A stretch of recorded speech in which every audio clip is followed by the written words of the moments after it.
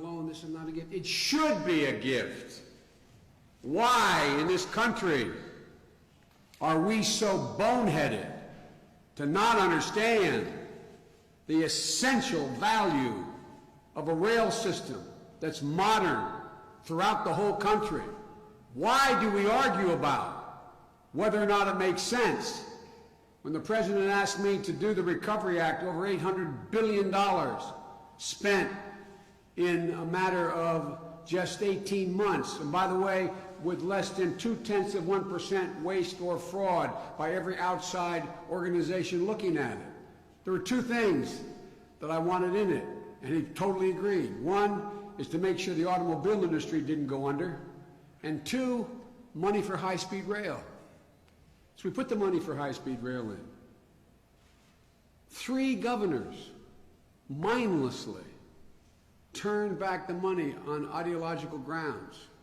New Jersey, Ohio, Florida. Ladies and gentlemen, we don't get it yet. It's good we have these mechanisms that Tommy helped put in place, and Chris of late, because since he's been to the Senate, in terms of loan mechanisms and the like. But God almighty, the way we spend money on other things that are not remotely as valuable in terms of the national security of the United States of America. The national security of the United States of America. Ladies and gentlemen, you know, I have, my best friends in the world have become, people have become my family, and I think, I know those of you who don't know me well or know them well think I'm exaggerating, but you can check.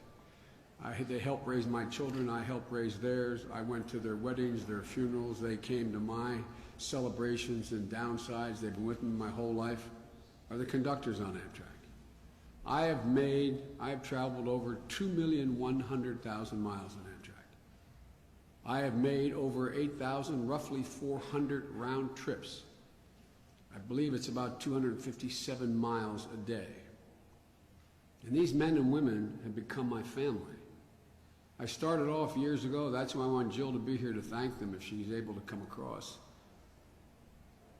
I started off having a Christmas party for the key guys, usually the guys in the 101, Tommy. And that got so big and people started retiring, I ended up having a party at my home. This is always at my home because they're my friends. They're my friends. They were with me. They're the guys and women on the phone when things went bad. Even though I hadn't been on the road every day, they were the guys that showed up at Bo's funeral. They were the people who have been with me my whole career. The station master wears a button without my having known it, and has been wearing it for over since Memorial Day last year. It says Bo Biden. This is family.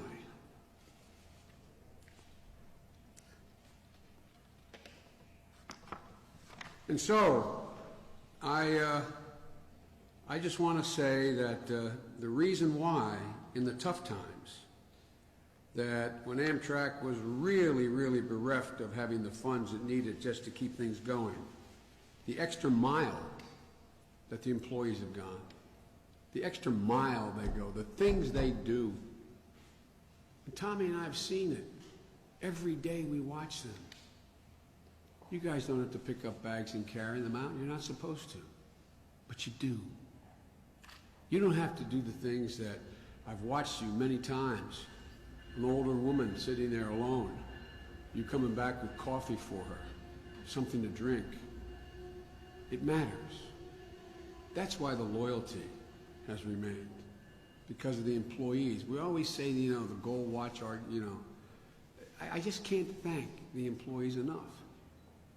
The management is fine, but the employees are better. No, the employees are better.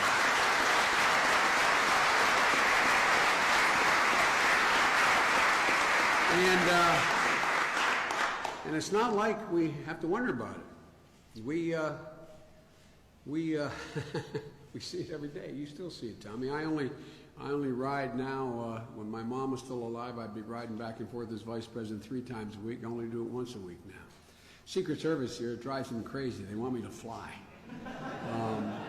By the way, the first time I got on, after being picked up by Barack on our trip down 127 miles to be sworn in as president and vice president with tens of thousands of people along the track, next time I got on the Washington station, I had a new Secret Service detail. They didn't know me, and some of you guys might remember Chris Christiani and Angela Negri and that crew.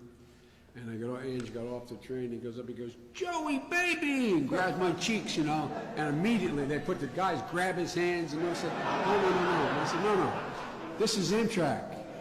This is home." But I swear to God, it's, "Joey, how you doing, baby?" No one got shot. Well, look, you made Amtrak an incredible operation. 500 destinations across the country, 28 million passengers each year, 80,000 a day. Amtrak are 17% more energy efficient than air travel and 37% more efficient than an automobile. And in addition to this train, and thank you, this is a serious, serious upgrade. But imagine what happens if we ever get to the point we have enough sense to straighten out 3 curves here. Not a joke. Not a joke. You'll be able to get, I'll never forget, I got in the train once we finished all the track work, remember back in the 70s? And I've told Tommy the story. It was hot at Friday, I'm running to the station, I get in the train, and they don't hold it for me. They didn't hold it for me. That was our inspector. By the way, you think I'm kidding. One day after Arlen got there, he's only there about 6 months, I'm running to make the train, and my staff would never call and say, "Hold the train." And I'm running, and one of the new conductors said, "Slow, man, we're holding the train for the senator." I said, "You are?" He said, "Yeah, Arlen Specter." Swear to God, true story. Absolute true story. That Frank Lautenberg actually got a station with his name on it, and I don't know what the hell happened there. I mean, he came 15 years later. But my point is this. That, We don't stop there. No, I know. Here's the deal. This area from Boston to Washington is home to 1 out of every 7 Americans. 1 out of every 3 jobs in America is along this corridor. $1 of every $5 of the U.S. economy comes out of this corridor. 1/3 of the Fortune 500 companies are along this corridor. 6 of the top 10 research universities are along this corridor. 6 of the 10 largest financial institutions are along this corridor. It's not in any way to criticize the rest of the country. We have an incredible country. But this is more than a transportation net. This is an overall security net for all America. Imagine when we had 9/11. Remember when we shut down? What happened? You'd need 7 more lanes on I-95. 7 more lanes on I-95 to accommodate the traffic if Amtrak shut down. And it shut down temporarily, and we had a crisis. A national, that's why it's interesting how some of my friends on the right who don't think we should be funding Amtrak. Under labor law, you're not allowed to strike. Why? Because you're a national, and you are a national security requirement.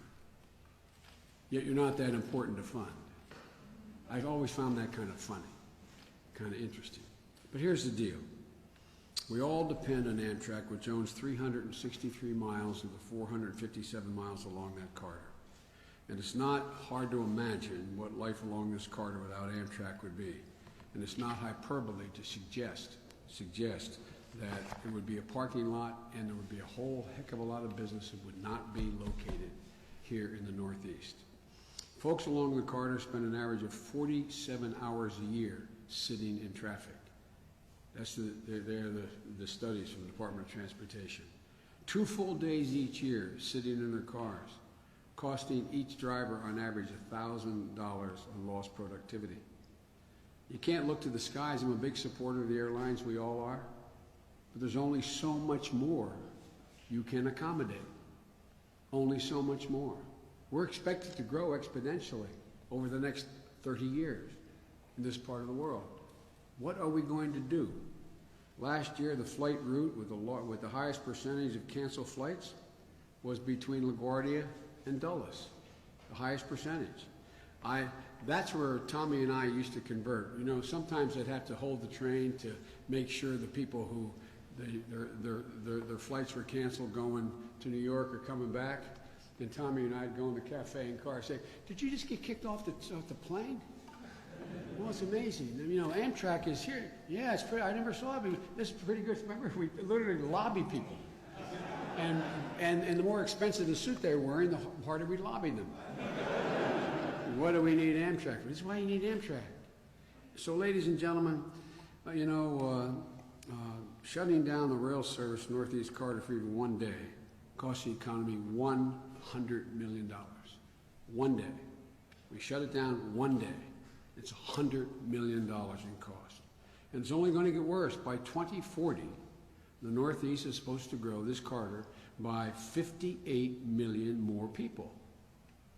58 million more people.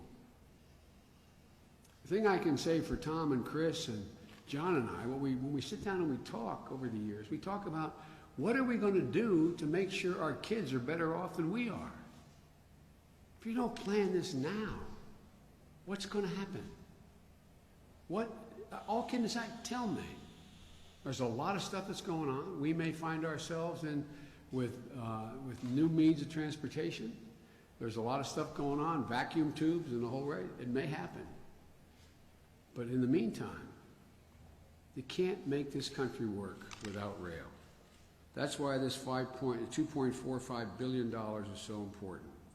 People in the Northeast are increasingly turning from their cars to rail, and because it's more dependable, as well as an Acela or a regional train is far more dependable than congestion on 95 or crowded tarmacs at DCA or JFK or LaGuardia. Amtrak's on time 83% of the time in the Northeast Corridor, compared to 50% of the time for airlines.